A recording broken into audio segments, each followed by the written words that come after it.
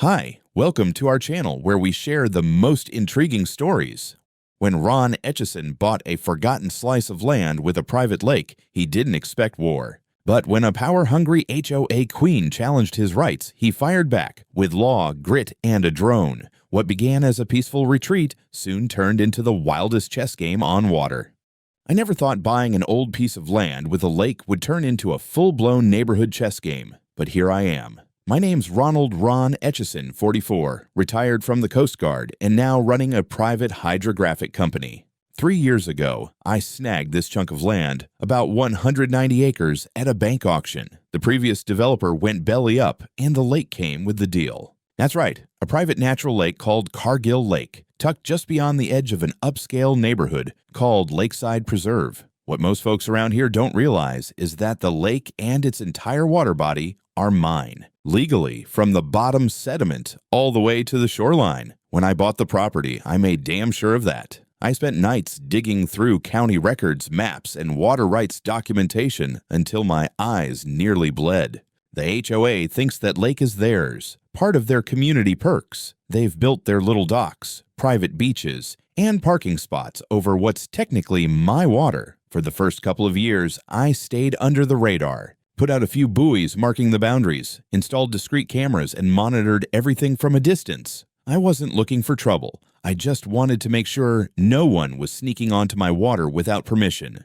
Besides, these HOA folks are like royalty in their own minds. Best to let them stew in their own delusions while I quietly collected my maps and legal papers. Then, about a week ago, I took my 30-foot aluminum fishing boat out onto the lake to do some deep water sonar scans for a project. It's got a modest motor, nothing flashy, but it's mine. I anchored it near an old shoreline on the west side, close to one of the docks the HOA put up. I figured it was my water. I could park where I wanted. The first morning was peaceful, mist hovering over the water, the kind of quiet that makes you feel like you've stepped into a different world. The next day, while walking back from checking one of the boundary buoys, I noticed something stuck on the gate leading to the lake. A bright orange notice taped right on the latch. Curious, I peeled it off and read it slowly, then smiled. It was an official-looking warning from the HOA, signed by some woman named Karen Griffith, the HOA president. The notice said my boat was an unauthorized vessel violating their parking regulations and visual standards, demanding I remove it within 48 hours or face towing. That's when I knew the game had started.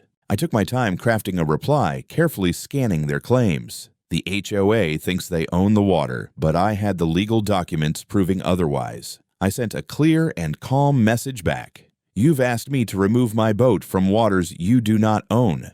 Be advised that all structures and vessels belonging to the HOA and touching my waterline will be removed unless a new agreement is negotiated. I didn't expect them to back down, but I wanted to be clear that I was no pushover. Later that afternoon, I reviewed the security camera footage. There she was, Karen herself, walking down the dock, taping the notice on the gate, barking orders to a maintenance guy about installing another pier. I chuckled quietly to myself, watching the self-appointed queen of Lakeside Preserve play her part in this drama, clueless about how deep the waters actually run. That night, I went out on the boat again, feeling a strange satisfaction as the stars reflected off the glassy lake. This was my lake. They were trespassing in their own minds, and I was ready to remind them of that. The morning after I received that taped notice on the gate, I woke up to the sound of my phone buzzing relentlessly. It was a flood of emails and texts from the HOA, threatening letters, legal jargon-heavy warnings, even a scanned official letter stamped with their HOA seal, signed by Karen Griffith herself. According to them, my boat was blighting the visual harmony of the community and violating their so-called water code regulations. They demanded I remove it immediately, or else they'd tow it at my expense. I leaned back in my chair and laughed aloud. Here they were, ordering me to remove my property from my own lake. The sheer absurdity of it all was almost entertaining, if it weren't so infuriating. Their letter was so thick with buzzwords and regulations that it could have been mistaken for a tax code excerpt. I skimmed the legal mumbo-jumbo, pausing when they mentioned visual standards and parking restrictions for watercraft. All of which, of course, they had no authority to enforce on my private water. I replied calmly but firmly, attaching scans of the deed, water rights documents, and the official county act confirming my ownership of the entire lake from shore to shore. I told them to consider their notice null and void. I also made it crystal clear that any structure or object touching my water without my express permission would be removed within 14 days. I sent that response to every HOA member on their mailing list. If Karen wanted a war, she was going to have one. I figured putting the whole community on notice might make them think twice. Later, I walked down to the dock, my boat bobbing gently at anchor. I saw Karen again, this time standing with a clipboard, pacing back and forth, barking orders to a crew setting up yet another rickety pier. She hadn't noticed me yet, so I took a moment to enjoy the absurdity of the scene.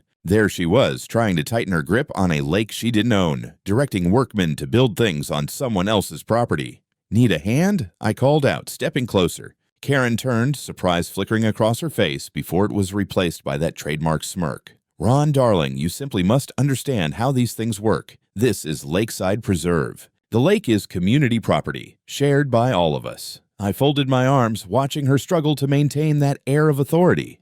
"Not quite, Karen. The lake's mine, all the way from bottom to shoreline. And I have the paperwork to prove it." Her eyes narrowed, lips tightening. "I think you'll find that your documents don't supersede community agreements and zoning laws. We have regulations, and you're violating them." I chuckled dryly. "I'm violating the laws on my own lake now. That's rich. Care to show me these regulations?" Karen waved her hand dismissively. "I don't need to prove anything to you. We're the HOA here. You should do what you're told."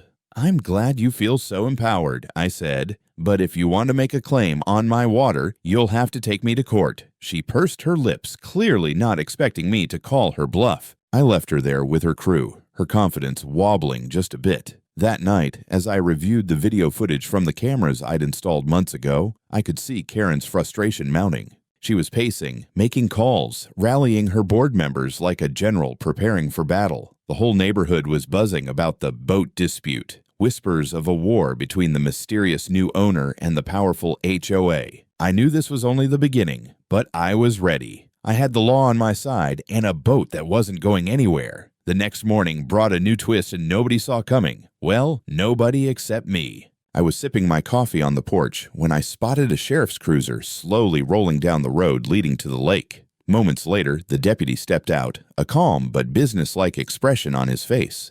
I'd been through enough encounters with law enforcement during my Coast Guard days to know this wasn't going to be some friendly neighborhood visit. "Mr. Etchison," he called, walking up the gravel driveway. "That's me," I replied, setting down my mug. "What can I do for you?" "We've had some complaints from the Lakeside Preserve HOA about a vessel causing disturbances on the lake," he said. "They claim your boat is creating noise and interfering with residents' enjoyment of the water. They want it removed." I smiled, a little amused. "I'm glad you came to clarify. I own the entire lake, the water, the bed, the shoreline. I have all the documentation to prove it." I pulled out my folder and handed it to him. The deed to the land, the official Water Rights Act, and detailed maps outlining the lake boundaries from the county office. His eyes scanned the documents with growing surprise. "Never seen this kind of ownership before," he muttered. "Usually lakes are public or managed by HOAs or municipalities." "That's what makes this one special," I said. "I bought it outright when the developer went under. The HOA has been under a delusion thinking the lake was theirs. It's not." Just then, Karen appeared, striding down the path in her usual crisp blazer and heels, eyes flashing with that stubborn fire she's famous for. She planted herself next to the deputy and started rattling off accusations. "This boat is a nuisance, creating noise pollution, disturbing wildlife, and blocking access to community docks. It has to be removed immediately. This is a violation of HOA water codes and local noise ordinances." The deputy raised an eyebrow at her and glanced back at me. "Have you been issued any citations for noise or disturbance?" "Of course not," Karen snapped, clearly flustered. "But it's a matter of community standards. We have to protect the neighborhood." The deputy sighed, rubbing the back of his neck. "Look, ma'am, I have to go by the law and the facts. According to these documents, Mr. Etchison owns the lake. I can't force him to remove his property." Karen's face went from indignant to red with frustration. "This can't be. That paperwork is invalid. We're going to the county courthouse and beyond to fix this. "Ma'am," the deputy said firmly, "this is a civil dispute. The court will decide who owns what. For now, there's nothing I can do." Karen shot me a venomous glare and stormed off, mumbling curses under her breath. The deputy gave me a nod of respect and a quiet, "Good luck with all this." After he left, I took a moment to appreciate how far I'd come from the quiet days of simply owning a lake. This wasn't just about a boat anymore. It was a full-on battle for control of the water, and I had the law, the evidence, and the quiet confidence to back me up. To make my position absolutely clear, I drafted a formal letter to all HOA members, notifying them that any structures or vessels infringing upon my water territory would be subject to removal within 2 weeks if no agreement was reached. I sent it off with a calm sense of inevitability, knowing that from this point forward, the war had officially begun. A week after the sheriff's visit, I found myself glued to the security monitor late one evening, scanning the live feed of the lake under the cloak of darkness. I hadn't expected things to escalate this quickly, but the tension in the neighborhood was palpable. My boat, docked near the western shore, sat peacefully under the soft glow of the moonlight, or so I thought. Suddenly, the camera picked up movement. 2 shadowy figures paddling silently on kayaks, their forms barely visible against the dark water. My heart rate spiked. I grabbed the remote and zoomed in, focusing on their approach toward the boat. One of them pulled a plastic container from a backpack. A quick flick of a lighter, and the liquid was poured over the boat's motor and hull. I clenched my jaw and reached for my phone, fingers trembling slightly. This wasn't just intimidation. It was attempted arson. The other figure struck a match and moved closer, ready to light the soaked surfaces. But before the flames could take hold, the faint buzz of my drone sliced through the still night air. The kayakers froze, startled by the sudden overhead spotlight and camera eye recording every second. The fire caught on some parts of the boat, singeing the paint and scorching the motor casing, but the flames never fully erupted.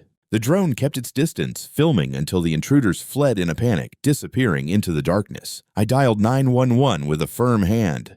By the time the police arrived, the damage was visible. A charred smell lingered in the air, the motor looked battered but salvageable, and the hull bore scorched marks. The officers took statements, examined the footage from both the drone and the shore cameras, and promised a thorough investigation. It didn't take long for them to identify one of the suspects. A patrol officer recognized him from previous run-ins with the law. Jared Griffith, the 24-year-old son of Karen, had a reputation for petty vandalism and troublemaking. When I heard his name, a slow smile crept across my face. The next morning, the local news picked up the story. Karen fired off a press release accusing me of escalating tensions, using surveillance to provoke residents, and stirring conflict where none existed. She painted herself as the victim, a community leader trying to protect her neighborhood from an aggressive outsider. Meanwhile, I quietly began arranging repairs on the boat, already plotting my next move. After the failed arson attempt on my boat, I knew this battle was no longer just about land rights or HOA politics.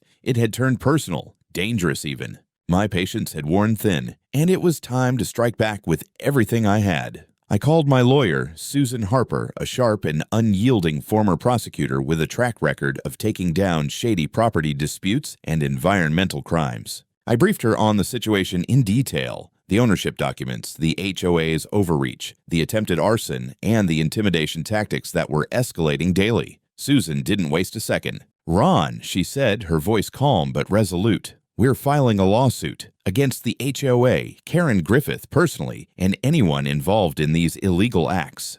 This has gone beyond neighborly disagreement. It's criminal." We crafted a comprehensive complaint that accused the HOA and Karen of several serious violations: attempted arson, trespassing on private property, illegal construction on my water rights, harassment, and fraudulent collection of fees for a lake they didn't own.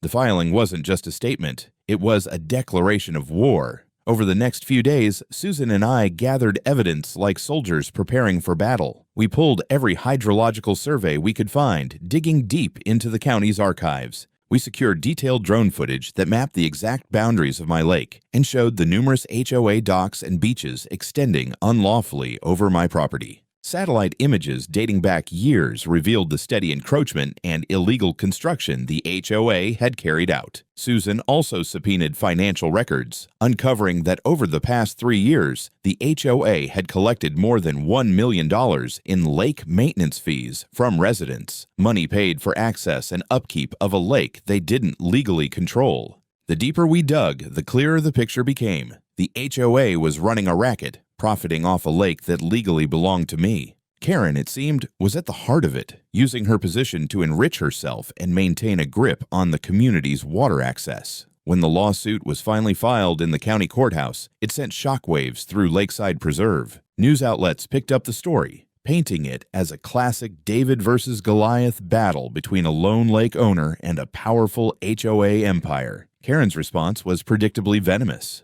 She called a press conference, standing before a crowd of loyal HOA members and local reporters. "This lawsuit is baseless and reckless," she declared. "Mr. Etchison is trying to claim what belongs to the community. We will fight to protect the interests of our residents." But the mood was shifting. Several HOA members, quietly dissatisfied with Karen's heavy-handed leadership, started questioning the legitimacy of her claims. Rumors swirled of secret meetings and internal power struggles. A few even approached me confidentially, expressing relief that someone was finally challenging the status quo. As the legal battle gained momentum, I made sure to keep my own base strong. I sent detailed letters to every HOA member explaining my rights and the evidence backing my claims. I offered a chance for peaceful negotiation, licenses for lake access under clear terms, but I made it clear I would not tolerate illegal structures or harassment. My boat, though scarred from the attack, was back in the water, its blackened hull a silent testament to the fight I was waging.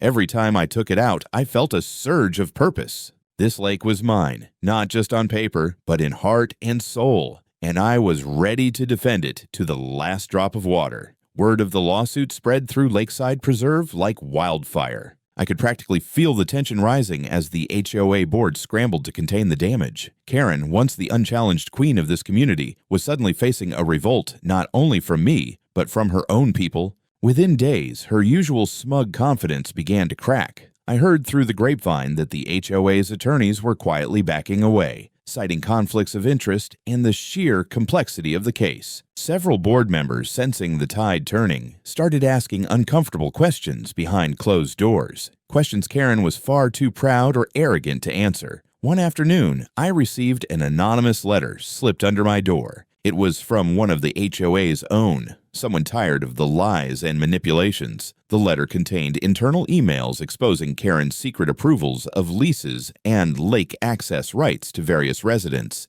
none of which had any legal foundation. Worse, some emails hinted at kickbacks and under-the-table deals. Armed with this fresh evidence, Susan and I ramped up our legal assault. We sent formal notices to every resident who'd paid fees for lake access, warning them they were being unwittingly fleeced by an illegitimate HOA regime. That stirred unrest among the community. Some members openly confronted Karen during meetings, demanding explanations and accountability. The HOA called an emergency meeting to try and regroup. Karen arrived flanked by a small, loyal faction, but the atmosphere was charged. The usual harmonious facade was shattered. Board members openly clashed, voices raised, accusations hurled. Several residents threatened to file their own suits or demand a full audit. Realizing the gravity of the situation, Karen tried to regain control by painting me as the villain. She accused me of dividing the community, using legal intimidation tactics, and disrupting their peaceful lakeside life. But many saw through her smoke and mirrors. Her attempts to silence dissenters only fueled the backlash. Meanwhile, I continued sending polite but firm letters giving residents a clear ultimatum: stop using the lake illegally, dismantle unauthorized piers, or face removal orders backed by the court. Most hesitated, unsure which side to take, but the message was unmistakable. Karen, increasingly isolated and desperate, reached out to some of the more influential neighbors, trying to broker secret deals and salvage her crumbling empire. I caught wind of a few whispered conversations about selling off parts of the HOA property to pay legal fees, an obvious sign she was losing. Through it all, I kept my focus razor sharp.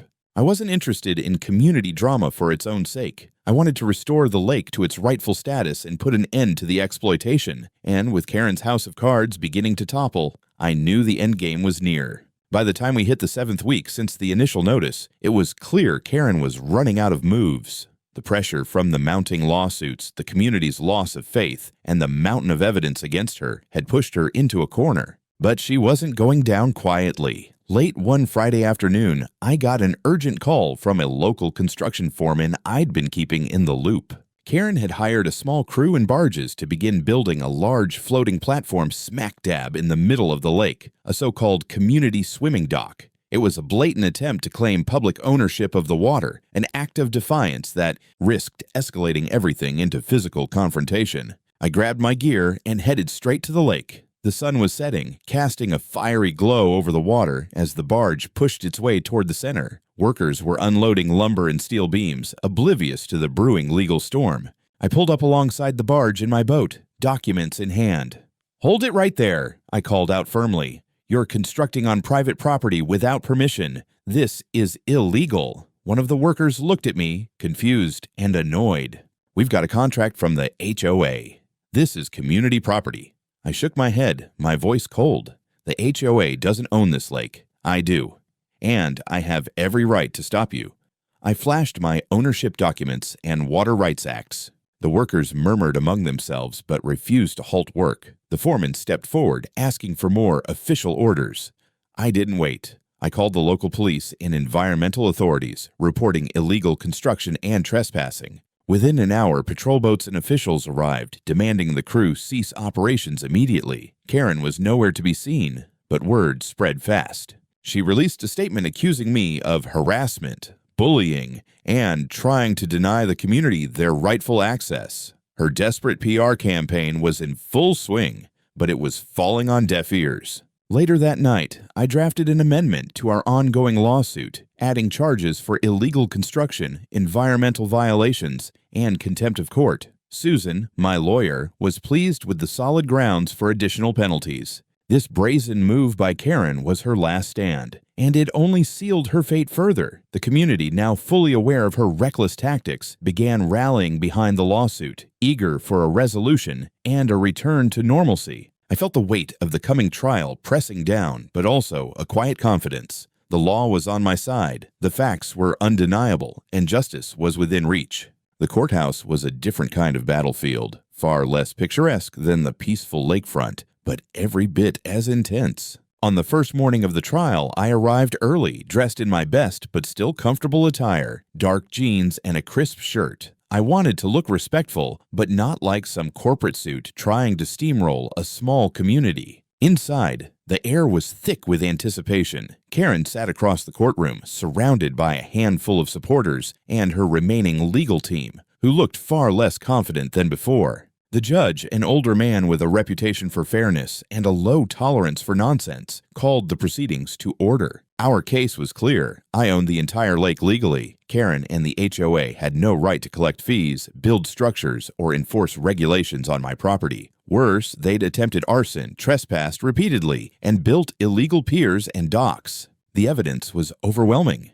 We started by presenting the hydrological surveys, maps showing the exact legal boundaries of my property beneath the water. The courtroom screen displayed detailed drone footage, satellite images, and GPS markers that traced the lake's contours with absolute precision. Next came the financial records, invoices, receipts, and bank statements proving the HOA had collected more than $1 million in fees for lake maintenance. That was, in truth, my private asset.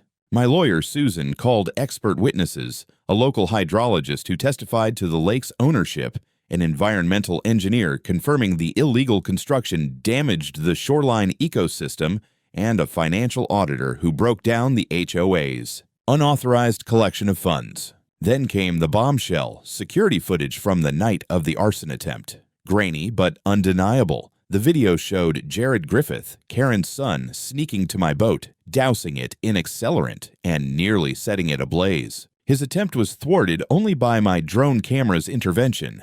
The courtroom gasped as the footage played. Karen's lawyer tried to spin the narrative, accusing me of provoking the HOA and exaggerating claims. But even her strongest arguments faltered under the weight of the evidence. Throughout the trial, Karen's demeanor shifted. She alternated between fiery outbursts and cold, calculated silence. At one point, the judge admonished her for interrupting a witness, reminding her this was a court of law, not a political rally. The testimony stretched over 4 long days, each more damning than the last. Several HOA members who had previously supported Karen appeared reluctant to testify, some even recanting their earlier statements. By the final day, it was clear the judge was leaning heavily in my favor. The room was tense as we awaited the verdict. The verdict day arrived with a quiet intensity, as if the entire Lakeside Preserve community was holding its breath. The courtroom was packed. Residents, reporters, legal teams, and a smattering of curious onlookers. Karen sat rigid in the defendant's chair, her usual composed mask barely hiding the tension beneath. I felt a mix of calm and anticipation.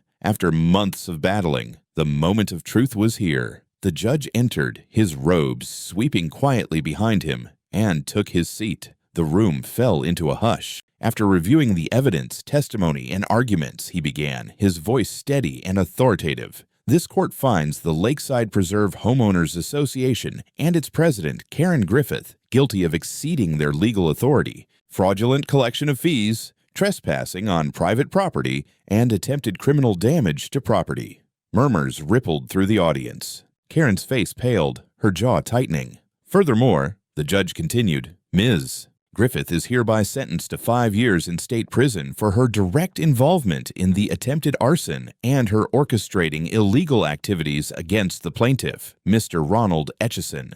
The HOA is ordered to cease all operations immediately, to dismantle all unauthorized structures on Mr. Etchison's property, and to pay restitution in the amount of $2,400,000 to the plaintiff. A wave of relief washed over me, though I kept my expression neutral. This was the justice I had fought for, but the road here had been long and grueling. The court clerk read the details of the dismantling order. Every pier, dock, floating platform, and unauthorized construction was to be removed within 30 days under court supervision.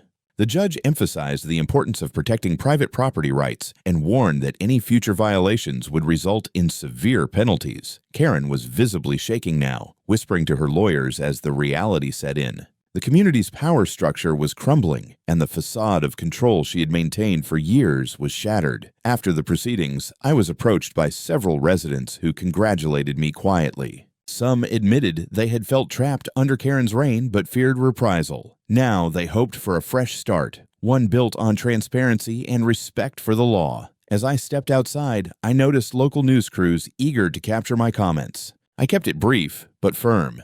This isn't about me winning. It's about the rule of law prevailing. Private property rights must be respected, and communities need leadership that serves their members honestly and fairly. Back home, I walked down to the lake, the water calm and clear as ever. The damaged docks had already been tagged for removal. Buoys bobbed gently in the breeze, marking the boundary lines with newfound authority. For the first time in years, I felt the lake was truly mine, not just in title, but in spirit. The days after the verdict felt surreal. The weight of the court's decision hung heavy in the air, yet beneath that weight was a sense of relief, a turning of the tide. Karen Griffith's reign over Lakeside Preserve was over, her carefully constructed empire dismantled along with the unauthorized docks and piers that had scarred the lake's shoreline for years. But for me, this victory was more than just legal, it was deeply personal. I spent the mornings out on the water, steering my boat through the now peaceful and clear waters of Cargill Lake. The boat itself, scarred from that night when Jared tried to burn it down, had been painstakingly repaired. I decided to repaint it a deep matte black, a symbol of resilience and, yes,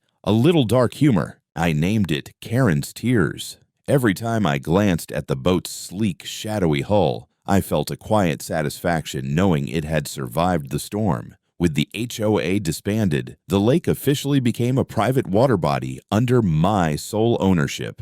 This meant that moving forward, anyone who wished to access the lake or use any facilities would need to obtain a license directly from me, not out of greed, but to ensure that the lake was protected, respected, and maintained properly. I wanted to create a system that balanced private ownership with community enjoyment, all while preventing another Karen from taking control. I began drafting a simple but clear licensing program. Select neighbors could apply for access, boat docks, fishing rights, recreational use, each under transparent terms and fair fees that would go straight back into conservation efforts and security upgrades. I even partnered with a local university's environmental science department to allow controlled research projects on the lake. It felt good to give back, to turn a battleground into a place of learning and peace. The former HOA members were understandably shaken. Many faced the reality of lawsuits against them or loss of property access. Some tried to contest the rulings, but the courts had spoken firmly. The community was entering a new era, one without the shadow of corrupt leadership. As for Karen, she began her sentence quietly. News spread that her son Jared was entering an anger management program, hoping to steer his life away from the path of destruction he'd taken. It wasn't the ending she wanted, but it was just. One evening, while sitting on my porch overlooking the water, I began writing an article for a legal journal titled How I Became the Owner of a Lake and Dismantled a Tyrannical HOA with One Paddle. It was part memoir, part cautionary tale, and part tribute to the power of standing your ground and knowing your rights. I knew this story would resonate far beyond Lakeside Preserve. After all, property disputes and HOA dramas were a universal American tale. But for me, it was proof that sometimes the quietest lake hides the strongest currents beneath. And as the sun set over the water, casting golden hues across the surface, I felt a deep sense of peace. The lake was mine, the community was free, and Karen's tears rested silently, a testament to the battles fought and won.